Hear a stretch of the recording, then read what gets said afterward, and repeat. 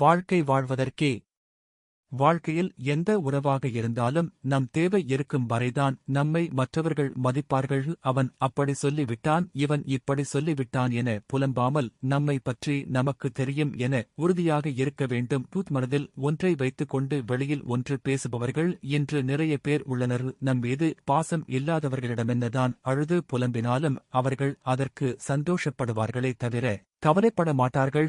அவன் என்ன நினைப்பான், இவன் என்ன நினைப்பான் என எண்ணாமல் உங்கள் வாழ்க்கையை சந்தோஷமாக வாழுங்கள். உங்களுக்கு பிடித்த வேலையில் ஈடுபடுங்கள். வாழும் வாழ்க்கைக்கு உபயோகமாக சமூகத்திற்கு ஏதாவது செய்யுங்கள். உங்கள் காலத்திற்கு பிறகும் நீங்கள் பேசப்பட வேண்டும். அதுதான் உங்கள் வம்சத்திற்கே நீங்கள் சேர்த்து வைக்கும் உண்மையான சொத்து. ஒரு மணி நேரம் நாம் இல்லை என்றால் எங்கே போனாய், என்னவாயிற்று என கேட்கும் ஒரு உறவானது நாம் சம்பாதித்து வைத்து இருக்க வேண்டும்.